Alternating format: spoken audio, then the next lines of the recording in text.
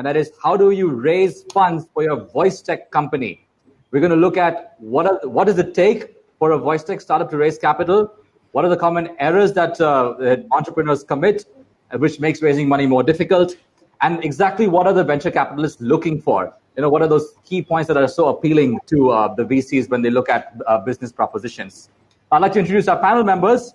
Can I ask each one of you gentlemen to raise your hand when I mention your name? So we have a bunch of VCs ourselves for this panel, which is a good thing. We get to hear directly from the horse's mouth, starting with Ashutosh Mayank, the VP of Lumis Partners. Ashutosh, could please raise your hand for the benefit of our viewers. We also have Nihar Ranjan, who is a venture partner with Exfinity Venture Partners. Yes, that's Nihar. We also have Krishnan, who is a general partner at Mantra Capital. We also have Mr. Ravi Prasad, who is the director of the SME Chamber of Commerce and Startup Council of India. And we have Sourabh Gupta from Vernacular, who is our gold partner for the initiative, who is actually doing something along the same lines and has gone through the entire journey of starting a company. We're going to find out whether it's a bootstrap company or whether he's gone about raising funds and exactly what are the challenges he has faced. So we're going to hear actual live experience. And this panel is going to be moderated by me. So a little bit about myself, since I'm the moderator. Apart from being an event host, I am also a retail investor. I trade futures and options on the stock market every day. The first thing I look at when I start my day is what is the open interest on the Nifty and the Bank Nifty. And based on that, I take my trades. And I'm always looking for good opportunities to invest in good fundamental companies, via the cash market or futures market, and sometimes via the options market as well. So I'm always on the lookout for investment opportunities. So that's a little bit about our panel today. So perhaps we can start with Sourabh. Yourself, as I pointed out, you've actually gone through the process of building Vernacular ground up. Perhaps for the benefit of our viewers, you can tell us a little bit about Vernacular, very briefly. What does Vernacular offer? And how has your journey been from the time you conceptualized Vernacular.ai to getting the required funds? Was it bootstrapped, or did you have to bring in external investors? And what challenges did you face, if any? Sure. Thanks for that. So I am, I think I hear echo. I'm not sure if people can hear me clearly or not. We can hear you loud and clear, so there's no problem. Awesome.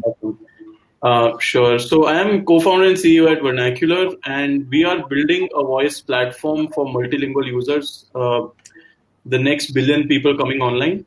And we have a multi-layered platform. So what a platform can do is speech to text, text to speech, etc. But we also have a layer where we are able to understand the local language nuances of a person, the accents, the dialects, and other nuances. The first industry that we are kind of targeting using our platform is call center industry. Call centers are traditionally the most boring and painful part of running any business. High cost centers, high attrition rates, high training costs. For the end users, IVRs are frustrating, wait times are very irritating. So what we're doing is building a suite of products using our voice platform to automate large part of what humans do on call centers today. We are working with some of the largest enterprises in India, some top banks, insurance companies, etc. Talking about some other metrics, so we are currently a 65-member team. We started the company around 3 years ago, and we've gone through, in fact, 3 funding cycles. So we raised our first seed round 3 years ago. We raised our second seed round last year. We closed our Series A last quarter. Surprisingly, we have Nihar, who is one of our board members, also on this panel. Right. So that's a quick background. So in total, we've raised more than $5 billion till date. So Nihar, as you pointed out, Nihar is one of your partners as well. Perhaps you could tell us how is it that you caught up with Nihar? How did you identify Nihar in the first place? And how did you manage to work out a deal in which it was mutually beneficial? Yeah, is that for me or for Nihar? Both you gentlemen. Nihar, do you want to take it? So usually what happens that we make an investment thesis around voice tech. Voice tech is an emerging area, and according to that investment thesis, we as a fund we usually keep looking out for the companies which are in that particular area. So one thing which we realized that our investment thesis was that Voice. The thing with the voice tech is that it's right now an emerging technology. It's not a mature technology, and there are few part of the technologies which are good enough for particular use case, and there are some part which are still developing, and their use case, they are right now not at a stage where commercial use case can be done from them. So our first condition is that we look for a minimum viable technology in voice tech space, and then we look for the use case. That what kind of use cases are happening, and in those use cases there should not be much behavioral change. In those use cases, people should already be very comfortable with voice. Uh, and the third thing which we look for is that in which kind of stack, and if you take the technology stack, uh, do we want to invest in the hardware side? Do you want to invest in the platform side? Do you want to invest in the tool side? Or do we want to invest in the app side? For a small fund like us, which we invest around 500K to $2 million, and anyway, because this technology is nascent in various use cases, our choice is mainly to invest in the tools and B2B apps, where app part. So there we found that we met in the similar space. We met at least 7, 8 companies which are doing similar kind of stuff with which Vernacular.ai was trying to do. Obviously, they were at different stage of development. And there are other requirements for the early stage investment, like the capability to take feedback, capability of founder to create, to take feedback, and all that. So considering all that, we realized that Vernacular.ai is one of the company in which we would like to invest, and that's how we invested in Vernacular.ai. And is that the same criteria that you have when you evaluate all business prospects that come to your door, or do you have other criteria when depending on the situation? See, there is always some sort of unique criteria for different kind of companies. But if I take, these are the basic building blocks on which we build a power case. Voice is good for various things. So there is a very big debate in voice technology that whether the future will be a hybrid sort of thing, or whether the future will be voice first.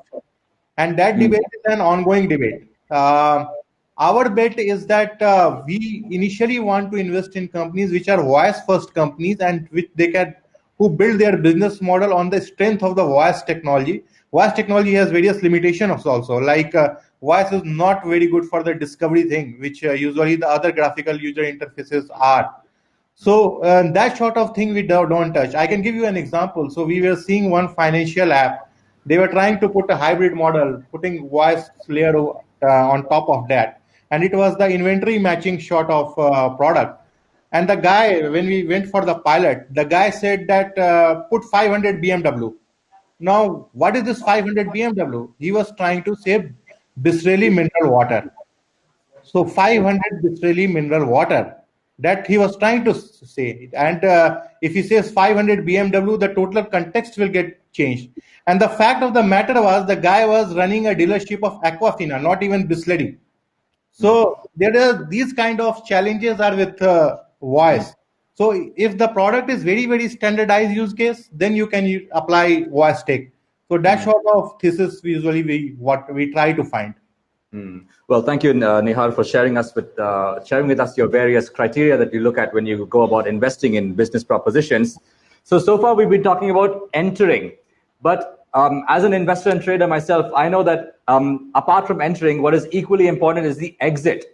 And one of the important aspects about exit, especially what a VC looks for, as far as I know, is the IPO. When the company goes public, that is the opportunity for the VC to exit, to sell the stake and exit. So perhaps now I can pivot over to Jay, and maybe you can tell us purely from we've spoken about entry. We've spoken enough about entry, but I'm sure you must whenever businesses come to you, the one thing that'll be going on in the back of your mind is, what is the exit strategy? So perhaps for the benefit of our viewers, can you elaborate what is it that you look at from an exit strategy point of view? Yeah, no, absolutely. So firstly, thanks for having me here, and it's fun to be with fellow panelists and entrepreneurs. In full disclosure, I'm a new kid on the block when it comes to investing. I've been an entrepreneur for a good chunk of my life. But with regards to the question that you're seeking an answer to, I think before the exit, one area that we look at is specifically in the context of voice is this a new platform that's going to make three things amenable, right? One is the discoverability. The second is the market sizable enough that once discoverability is attained, can retention be ensured? And lastly, can engagement be ascertained over a long period of time, till such time that you crack a big chunk of the market? With those three components, if you crack all three, then you're on a good wicket. And now I think it's a great time because if you look at mobile as a platform, that was a platform that enabled a whole bunch of new types of use cases. And to some degree, you can argue that the App Store was that element that enabled discoverability, engagement, and retention. And I think voice is going to be the next big platform. In the last 2 years or so, there's been a big talk about AR and VR, but I think the form factors of hardware has not made the transition for adoption that easy. So I think voice is the next big thing. And like Nihar pointed out, voice first in terms of ensuring stickiness is obviously there for us to see. And India is interesting because the vernacular element plays a key role. And for all things consumer related, there is conversation along the lines of this being the last big market left on the planet. And therefore, voice with vernacular is the big battle that everybody's trying to win. Specific to exits, I think the bigger target for smaller funds like us is corporate M&A as opposed to IPO. So an M&A transaction which gives us a 3x return is something every investor will be happy with. So the question is, how do you bank on entrepreneurs who can take you to the promised land? And that, every fund has got its own thesis, and I wouldn't spend more time getting into ours, but I think that's broadly the picture that I wanted to portray. Right. So thank you, Jay. And we'll move on to Ashutosh now. Ashutosh, of course, from Lumis Partners. I was going through your website today and even a couple of days back, and the first thing that I see on your website, Ashutosh, is as in Lumis Partners website, is as an operating investment firm, and the whole firm is about solving large, complex problems of global relevance with India as a crucible. Now, that's a very interesting and appealing thing to say. So a couple of questions over here, Ashutosh. Number one, Absolutely. can you please elaborate or define what is a large, complex problem of global relevance? What are the criteria or parameters that help you identify, okay, yeah, this is a large problem that has a global impact, and we need to look into it right now? That's question number one. And question number two is, specifically to voice technology, does that feature on your list of priorities as far as investment opportunities go? Okay. No, first of all, thank you so much for inviting me into this panel. This is an exciting panel with fellow investors and the audience that has joined in. Right. So, just a bit of a context on exactly your point: large, complex problems, and how do we define it? Right. So, Lumis Partners, in its journey, has been formed by entrepreneurs and people who have come from a corporate background. Right. So that's a little bit of a twist from the point of origin itself, that what does Lumis Partners, the background of the founders and the people who have formed the team stand for, right? So we are very, very founder friendly and work very deeply with the founders. But the point around large complex problem, now how do we define it? Let's take one word by one word, right? So a large problem, obviously there's a way to define the market size and TAM and SAM and all of that.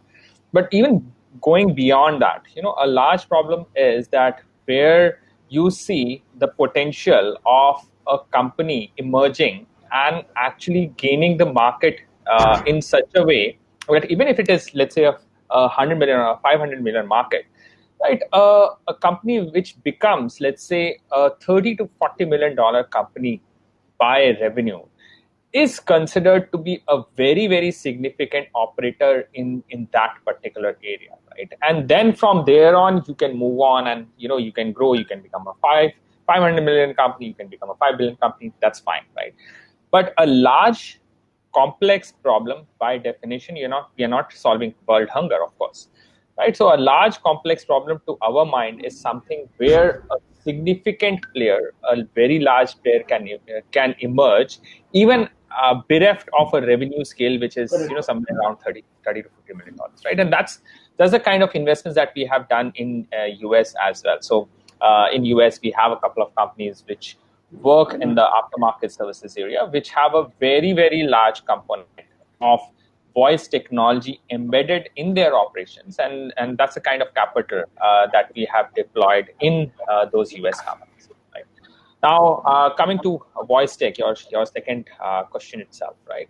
In voice tech, what we let's talk about certain statistics, right? So most of the panel members here as well as speakers come from relatively decent backgrounds, and we are very used to looking everything on the smartphone, right? But if you go with the geo philosophy, right? Geo started by targeting the bottom of the pyramid and a little bit beyond that, because they also have to generate ARPUs. But they started with that, right? And that is where the most relevant technologies are emerging, because these guys are heavily dependent on voice, right? Between me and Nihar, or me and Sourabh, I can send an Excel file with 50 different customer lists and essentially what are the various things, data pertaining to that. Now, a guy sitting in Bhagalpur who is negotiating with a vendor and asking for quotes and sending material does it on a phone, right? So, and he spends 1.5 hours going through that list, which with the click of a button, I can send it to Sourabh and Nihar, right? So now that is where the power of voice is. The power of the voice in terms of targeting the segment which has to be benefited is there. And there are enough monetization opportunities. So that I'll come to very quickly, because we as a VC obviously have to take care of the monetization part, right? And we have seen there are enough monetization opportunities both in India as well as in US, where we invest based on certain voice technologies that have been developed and custom developed, which work towards benefit of this kind of a segment. So that is where I'll start. So that's where you're coming from. So thank you very much, Ashutosh, for sharing with us what you define as a large problem of a complex nature, and where you look at voice technology. And you brought up the example of Jio. Of course, Jio has been the biggest story in India for the last, especially in the Indian stock market, for the last 5 months or so. There are so many investors have ridden the Jio wave, and it's been a tremendous ride for everybody who's involved. And as a retail investor and trader myself, I can say that I've had a very pleasurable experience with Reliance Jio. And as you rightly said, it is by targeting the bottom of the pyramid and then moving from there that Jio has been able to really scale these unbelievable heights, going on a fundraising spree from all over the world. It was quite an incredible journey. So now let's bring in Ravi from the SME Chamber of Commerce and Startup Council. Ravi, I'm sure your role will be to facilitate the connection between startups and venture capitalists. So perhaps could you shed some light on how do you go about this process of connecting worthy startups that are in need of funding with the relevant and suitable venture capitalists to promote growth? Yeah. Thank you so much. I think thank you for inviting us as a part of this webinar. Definitely very interesting space to talk about and speak as well. Couple of things. I think as SME Startup Council of India, we are quite aggressive in terms of the work that we've been doing with academia, with incubation centers, especially the educational institutes, and the other incubation setups that we have. Now, as a representative on the supply side, I think I'll try and cover something very precisely. Adding on to what either Jay has said or Ashutosh have, they have put it together. Very, very interesting space.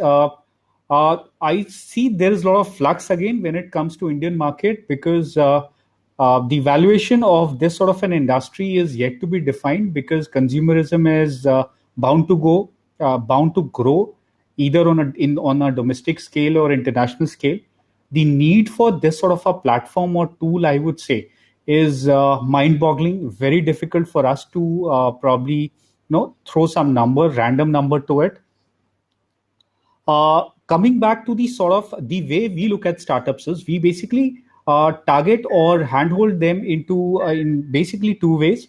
Either it's going to be a tech-based startup, or could be something on the impact side. Uh, for all the tech-based startups that which qualify as far as AI is concerned, uh, you have early stage VCs that we are connected with. We are connected with angel funds, and at the same time, you have other venture funds by banks and SIDBI. You have major government announcements which have been made in the last 3 to 4 years. As far as startups are concerned, SIDBI works with 12 AIFs as of now. As far as the fund of funds is concerned, 10,000 crores has been allocated separately only for this in this space. More or less, most of the ministries have their own funds when it comes to startup adding prominent value to the value chain. So whether we are talking about Ministry of Agriculture, we are talking about MSMEs, SME Ministry, we are talking about telecommunication. I think more or less every ministry today is encouraging startup, especially the tech-based or AI-based startup in this space, and speech happens to be one of the most fascinating space and a relevant space to get into. With OK Google now on the cards, you have Amazon Fund, which is there. I would say you have Google again, which is also probably planned a huge investment in this space. Again, on the impact side, I think we work with a host of funds there. We talk about either IKEA Capital, we talk about rock propellers of the world. So we see a very, very decent traction as far as this specific space is concerned. Ideally, from our end, 2, 3 important points that the startups need to keep in mind, which is your at least the technical feasibility, the scalability that they would get on the table, and the financial feasibility, as the other speakers have also mentioned, which largely converts into a profitable model over a period of time. Yeah, thank you. So I'm just summarizing that. So the 3 main points that you look out for are the feasibility of the business, the scalability of the business, and ultimately how profitable it will be. And so any aspiring or budding entrepreneur needs to think about these 3 key aspects, whether the business is feasible, scalable, and ultimately, of course, profitable. Right. Okay. So thank you very much, Ravi. Now I'd like to pivot back to Sourabh. One of the topics in this panel discussions are what are venture capitalists looking for? Right now, you have, of course, as you mentioned in your opening remarks, you have gone through 3 successful rounds of funding.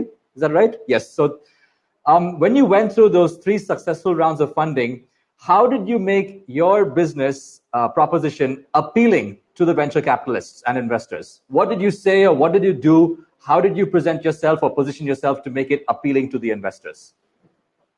Sure. So I think all these rounds have been, very different from each other with respect to what the investors have been looking for. Right? In the first investment, which is typically a seed investment, you can literally just give a technology pitch and, get away with that. Because at that point of time, VCs are not expecting any business traction. They're not expecting any customers. As long as you are building a disruptive technology, you have a tech vision, you could do that. And within the first, 35 days, we raised our first seed round from K-Start Capital. We had like 4 term sheets. That was the stage, right? And after a year, we raised our, second seed round. Again, very similar investors. We got K-Start on board, but also at that time, we knew a lot of people in the industry and they knew the good work we were doing. So we made a few phone calls and they ended up investing, via that. So there was no, time where we actually went out and, made a pitch or even reached out to prospective investors, because we only wanted to raise a seed round, a small amount, 600, 700K. So people kind of got together and, did themselves. When we raised a Series A, which we closed last quarter, that was a very different ballgame, right? Because, and there were good learnings on the way for us. That is the time when we realized that it's not going to take us 35 days, right? VCs are not looking for a technology pitch anymore. Investors now want a business pitch. They want, to understand what use cases we are going after, how much revenue we are making, what kind of traction do we have today, and what kind of traction are we forecasting in the near future, right? So there are a lot of things that came. So maybe I'll try to summarize them, in a few lines. So one, I think, is market size. For me, VC maths to work, definitely you need to have, let's say, $1 billion market size, and you need to be talking to VCs who are able to believe that market size. right? Otherwise, you're just spending time doing the wrong thing. Second is the traction that you've had and the traction that you are forecasting. That needs to make sense to the VC. And there are typical frameworks for SaaS companies or enterprise companies on how to grow, how fast to grow, etc. And third, which is very critical, is right to win. Right? In every vertical, every technology, you might be doing something, but there are competitors. How are you different from them? How are you going to win against them? Because that needs to be, some form of a moat or a technology moat or a product moat that you are building, which is going to ensure that you can keep charging higher price from customers over a period of time, right? So as long as you're in a good market, you have good traction, you're growing fast, you also have a right to win. I think that kind of, makes it appealing for the customer. But very important for entrepreneurs to understand, not doing the mistakes that we did, which is understand the difference between the round. Seed round is about technology. Series A is a lot about metrics. What is your ARR? What is your LTV? What is your CAC? And we are very young entrepreneurs. We started the company straight out of college. So this is not very intuitive for us. Right? So every time a VC asks us, what is your CAC? You're like, okay, wait, let us look at the data and get back to you. So I think, pre-preparation is something that can help. And then there are some other metrics, right? VC will obviously look at the team and, ability of founders to recruit, etc. Were you ever questioned over exit strategy or going public? Yeah, I mean, it has definitely come up from time to time. We've kind of had our own, point of view there. We never started the company to make quick money, even though that is, in VC's mind, they do want an exit, and they'll make sure that it's part of the SLA that you sign in one form or the other. But at least as entrepreneurs, we've been very clear that we're building the company for a long run, and we see this company being not just there for 10 years, but we talk about something 100 years and all of that stuff.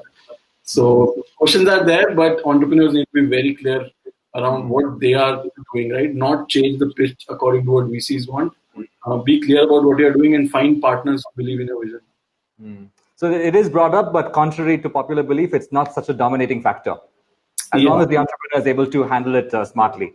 Yeah, I think VCs also kind of understand that whatever you think right now, it's probably going to change 3 years down the line. Right? There's so much uncertainty. You are an early stage startup. You might even pivot a couple of times going forward.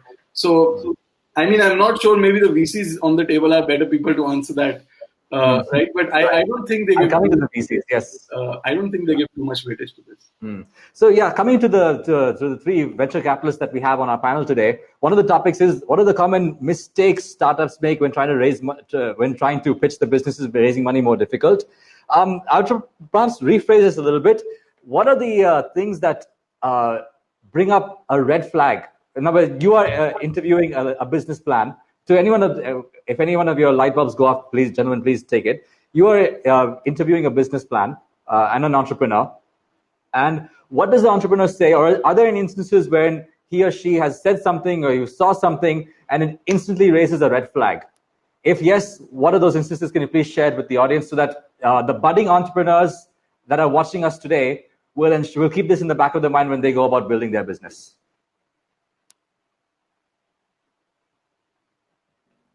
Nihar, so, yeah, Nihar, please go ahead.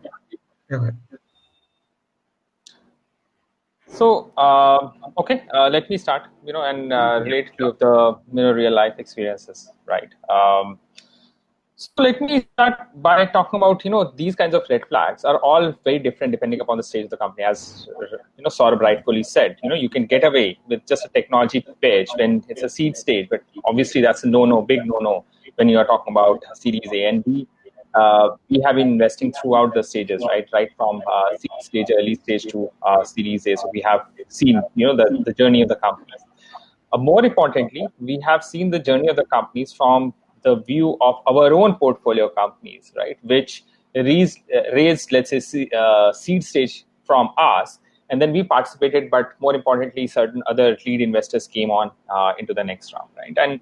And we have seen those real life trials and tribulations, right? So, I and one of the founders actually were talking after he gave a pitch, right, and he was really sad, after getting a pitch, because he was very hopeful. That was one of the dream venture capital funds that he wanted to raise funds from, right, in the next round. And I asked him that how did the presentation go, right? And he said that the presentation was really great, and up to a certain point in time, people were asking questions, and after a certain point in time, the room was silent. So I knew something was wrong, right? And I asked him that, okay, what happened? What were you talking about at that moment in time? So he talked about that, okay, I was talking, taking through the business plan, right? And I talked about profitability in a certain moment in time, because that's what I thought, after a certain stage in time, people are looking for a profitable company. And, he heard nothing. So he came and asked me that, shouldn't I talk about profitability, right? I mean, the company is now targeting Series A. What did I do wrong? Shouldn't I talk about profitability? And I said, yes, let's go through the numbers, right? So are you investing enough is one of the big questions that are there in the mind. And that leads me to another factor which now VCs are talking about, which is capital efficiency, right? So for achieving certain revenue in a certain period of time, how much capital are you consuming? So that capital efficiency, that ratio is actually varying from industry to industry. But you have to think about that, and you have to think about investing enough. Now, and that is actually contrary to popular belief. All the companies WeWork, starting from WeWork and all, have actually failed because they never looked at profitability, right? That's the common knowledge. But still today, at least that's what I have seen. Still now, even after the COVID scenario has happened and the businesses have shut down and so on and so forth, people are still looking for growth. People are still looking for companies that can scale well and have a very high capital efficiency. And profitability is, yes, a metric when you reach a certain stage. I think, at two earlier stages, talking about profitability is something which is, something which raises a red flag in the fellow investors' mind. And this is a completely, all the other VCs might actually disagree with that. But, that's what I have seen practically. I'll refrain from, talking about factors. Yeah, you raised a couple of very interesting points, and I'd like to latch on to both of them. Number one is profitability or the lack of it. That's there are so many examples. Another one is about this COVID-19 scenario. What happened? Are we okay? Yeah. Another one which Ashutosh mentioned is this COVID-19 scenario, and I'd like to address this to Jay. Ever since COVID-19 hit us about 5 months or so back, we've seen a fundraising spree in so many companies. In fact, it's a bit of a conundrum. A lot of gurus are saying that investments are going to be tight because of COVID-19, but actually it's the other way around. COVID-19 has brought about a flush of liquidity in markets all over the world. Central governments and banks are printing money nonstop, so there's liquidity everywhere. And where is this liquidity going? It's going into the stock market mostly. So is it true to say that people are saying COVID-19 has hit us, so there's going to be a lack of investments? But actually, it's the other way around. Because of COVID-19, we are seeing money going to all corners. Is that a true assessment of the situation? Yes and no. So I think there are a few things at play at the same time, right? I mean, number one, I think it's fair to acknowledge that this is truly a black swan event, which none of us, let alone predict, but had planned for. What that has led to is a significant shift in paradigm when it comes to macroeconomic conditions, right? Any business plan that was focused on offline, and in India, a lot of business plans are focused on offline with the idea that capital is going to be used to go online, have now taken an accelerated path. We have a portfolio company in the healthcare/mindfulness space, and they had 50 odd yoga studios across India, profitable in fact. And they had to quickly shift and pivot to go online. So that's, I think, the first thing to take note of. I think the second thing to take note of is, venture capital is always contrarian to the term venture, which is usually associated with risk. There is always an element of a PE mindset and staying away from risk, right? Yeah. And to that notion, most VCs in this black swan event have decided to do what's called triage of existing capital. Now, what that means is, here is the there are two things at play, right? Number one, I need to deploy capital. Therefore, my IRR returns to my LPs need to be tabulated and calculated and ascertained. And number two, where do I deploy this capital given that things have changed? Because of those two contours that don't necessarily see eye to eye with each other, most investors have decided to invest in existing portfolio companies because they all need money. The event has only accelerated the desire to utilize that money in a very different manner, or you're forcing the entrepreneur to pivot, go digital. Now, with both those in play, triage capital dictates that you back the bets that you've already placed money on, as opposed to looking at new forms of risk.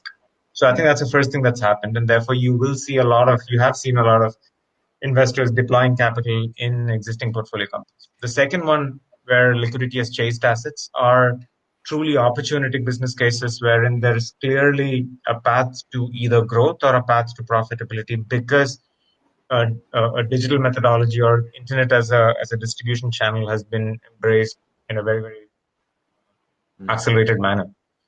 So I don't know necessarily if liquidity has found its way to startups, but certainly liquidity has found its way to startups because of those two metrics at play. Triage capital and new forms of businesses that are beginning to emerge. Yes, that's right. It's all about risk aversion, and it's all about hedging risks as well. Investors want to hedge risks, and that's what the market is about. Another important point that Ashutosh brought up was about profitability, and I'd like to take that to Nihar before we come to Ravi for our closing remarks. So about profitability, now this we have seen in markets everywhere, especially in the US markets. You've seen companies like Tesla, it's just been shooting up non-stop, apart from yesterday, but other than that, shooting up non-stop. Even in India, there are so many companies that are reporting losses, but the prices of the shares are just jumping 10%, 20%, 50% in some cases, in spite of the quarterly losses. Everybody's reporting washout quarter, but the commentary is good, so therefore the share price jumps 10%, 20%. Now, all of this is detached from reality, but from a VC's point of view, surely at some stage, you must be looking at profitability. Ashutosh mentioned, yes, that is a red flag, but at some stage, you must have to look at profitability. If so, then when is that stage? Perhaps you could shed some light on that. So before that, I will say that there is it's not that every VC think in same way, because every VC has a different background. There are many VCs whose background is they have come from consumer business. In consumer business, the rule is growth. Growth is something which you have to achieve even at the expense of profitability, because the race there is to capture the market share. You have to capture as much market share as much you can, and then you can make your company profitable. But that's not exactly the case in people who have done investing all their career in the B2B companies. Although I must say that that particular thing is also changing, but the change is slow. We as a B2B investor usually think about companies. When we analyze a company, we think that there should be a way to the profitability. Not now when we are investing, but at least 2 years, 3 years down the line.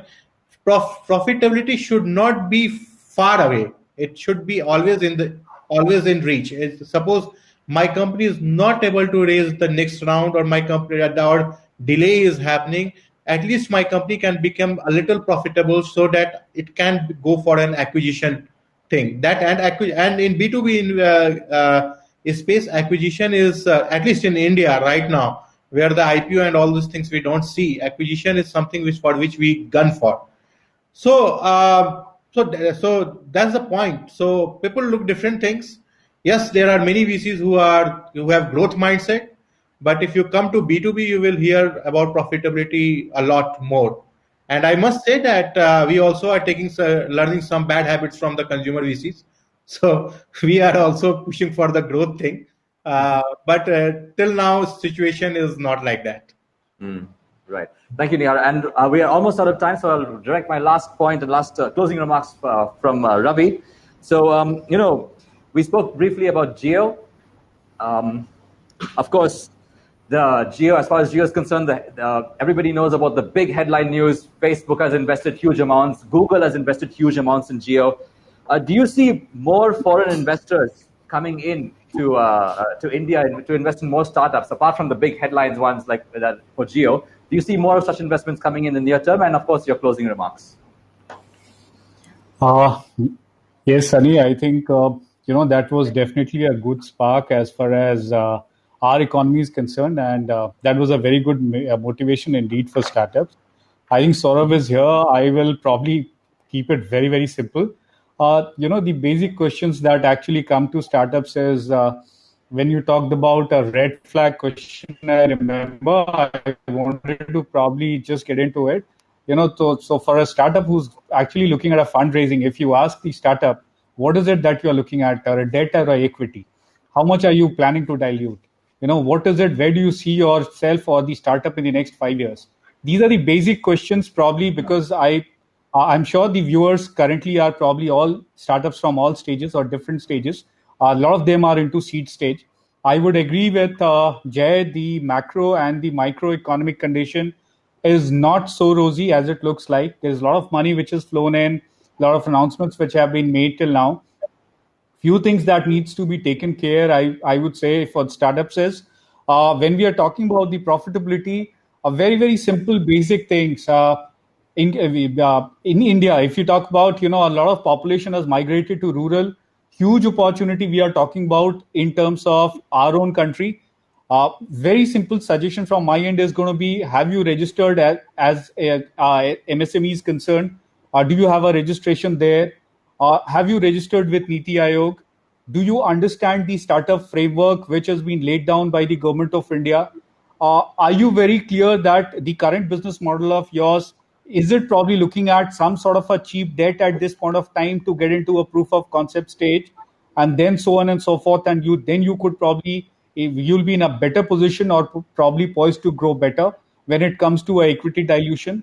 Do you need technical handholding or probably a financial experts handholding support in case if you are looking at raising capital, so on and so forth? Again, in spite of all the setbacks that we've received as a country or on the global side, the opportunity is huge and immense, not only in India and outside, and this happens to be a very, very exciting piece. My personal request, suggestion, and from extent from our chamber is going to be that this country is probably, and this country is poised to grow in terms of all the flavors, I would say. It is just a matter to identify yourself if you are adding a significant value to the value chain, and the business models keeps on getting obsolete. So probably what looks good may not look good in future, and that's where you need to keep on inventing and keep on inventing, and be equally passionate about probably your venture. As I would rightly, applaud Saurabh for this. I think they went out, or probably they thought of creating something eventually, but they also made it profitable. But then the other thing is, in this pandemic, your business model, apart from creation, if you're into a C2 stage or a early, I'll say the first stage of funding, your model definitely has to be a profitability perspective. Without this, very difficult. There are tax soaps, there are tax benefits from government. I think more or less the moment you get yourself registered, you have Champions website, which is there. You have capital guarantee, partial credit guarantee schemes which have been laid out. It absolutely depends the moment you get registered, and probably also go through the host of initiatives which have been laid down by the government and the VC firms. I think it's a long way to go, especially for a country like us. Thank you. Yeah, that's actually quite. Thank you so much for elaborating the various facilities that are available for startups, such as the tax stops and the registration, the online registrations, even the Niti Aayog portal. All of this infrastructure is available, but is it widely used? Perhaps not so much. And so it's very important to get this information out there so that entrepreneurs and startups can take advantage of, not take advantage, but use all of this to their benefit. We are almost out of time, but we have so many questions. We cannot address all the questions in our discussions, but we can address this one very interesting one over here from Harveen Singh, and it's a question for Ravi. And you mentioned all the various facilities, but this is an interesting one. It's a super question, actually. Just as we have Shark Tank in the United States and even Dragon's Den in the UK, and even Shark Tank in Australia also, do you think India is missing a platform like Shark Tank where budding entrepreneurs can come in and pitch their business to investors. So why don't we have a Shark Tank India version? Ravi. Yeah, I think here I would probably also allow the others to pour in. We've taken this and see progression and evolution is a very, very slow journey, which is also happening with our country.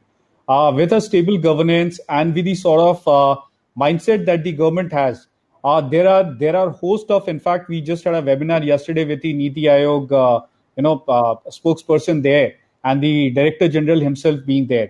And we are talking about probably with the, I would say, not only here in terms of the government support, there are a lot of such open platforms which are also created by private entities, which, if not now, will definitely allow a free intervention of most of these startups or techies, probably with the funds. I think there are such platforms, and more such platforms can be expected in future, even in our country. I would suggest it's just a matter of time. The moment we start seeing value-based startups in our country, and more startups probably achieving that level, that the journey is, to an extent, I would say, the milestone. We've achieved that milestone. It's very, very soon for us. Yeah, and maybe I can pitch this to the three. A simple yes or no, gentlemen, because we're totally out of time. Simple yes or no. If there was a Shark Tank India version, would you participate? Ashutosh, yes or no? Yes, Jay? I would participate. Yeah, why not? Yep. And Nihar? Yes. I think that's then we are all on the same page. So, gentlemen, thank you very much for such an interesting conversation. I thoroughly enjoyed it. I'm sure our viewers also would have gained a whole bunch of insight from your years and decades of experience. Thank you all very much for being a part of the summit today and a part of this panel discussion. We appreciate your support, patronage, and time as well. And we will move on to our next session because we're a little bit out of time. But once again, thank you so much. And have a good day. Thank you, everyone. Thank you, guys. Right.